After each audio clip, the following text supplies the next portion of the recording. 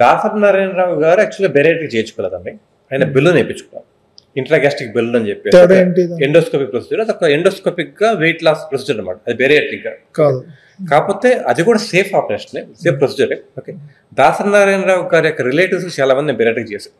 Okay, కొంతమంది నిర్మాతలు ఉన్నారు, వాళ్ళకి నేను బెరియాట్రిక్ చేశాను. ఓకే, వాళ్ళు కూడా దాసరి గారు కూడా నా చేపిద్దామని ప్లాన్ చేసుకున్నాం.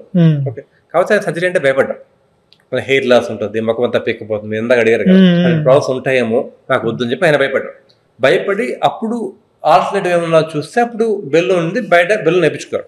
ఫస్ట్ టైం బెలూన్ వేయించుకున్నప్పుడు ఏమి కాలం. ఓకే, కొంత వెయిట్ తగ్గారు, మళ్ళీ బెలూన్ తీసి ఇంకో బెలూన్ మార్చాలనుకున్నారు.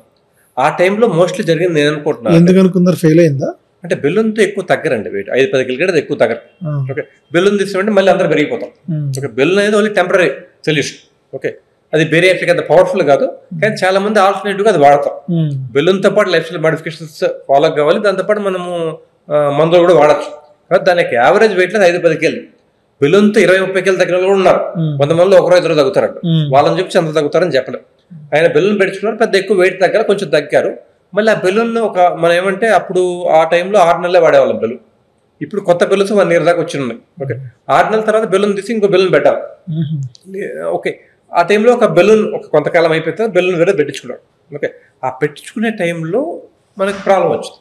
మామూలుగా బెలూన్ని పొట్టలో ఒప్పించాం, పొట్టలో కాకుండా ఫుడ్ పైప్ దగ్గర ఒప్పించాం. అంటే కొంచెం ఆ యొక్క టెక్నిక్ లో తేడా కాదు, దానికన్నా ఫుడ్ పైప్ రప్చర్ అయిపోయింది.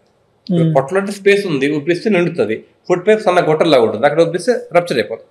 ఆ విధంగా రప్చర్ అయిపోవడం వల్ల కాంప్లికేషన్ వచ్చింది, మొత్తం లీక్ అవ్వడం వల్ల.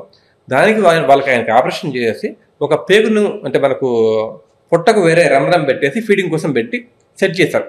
ఒక 3 నెలలు అట్లే కంటిన్యూ అయిపోయిన తర్వాత దాన్ని రివర్స్ చేయాలి కదా, ఏదైతే ఫుడ్ పైప్ పాడైపోయిందో దానికి వేరే పేగును అమర్చడానికి ఒక సర్జరీ చేశారు. అంటే పైనుంచి ఇక్కడి నుంచి ఆ యొక్క ఎక్కడైతే ఫుడ్ పైప్ పాడైపోయిందో అక్కడ పేగు పెట్టారు. ఓకే, ఆ పేగు పెట్టిన అతుకులు పైన కింద అతికేస్తాం కదా, ఆ అతుకులు లీక్ అయిపోయి చనిపోయారు.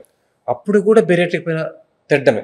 నీకు ఆ టైంలో నా సాక్షిలో 2 పేర్లు పెద్ద ఆర్టికల్ వచ్చింది, నేను మొత్తం చెప్పాను, బెరియాట్రిక్ వేరు ఇది వేరు, ఇది కూడా సేఫ్ ప్రొసీజర్, కానీ ఒకసారి కాంప్లికేషన్ రావచ్చు. ఓకే, అంటే ఇప్పుడు రెడీగా ఉన్న జనాలు బెరియాట్రిక్ మీద పడి తొక్కడమే.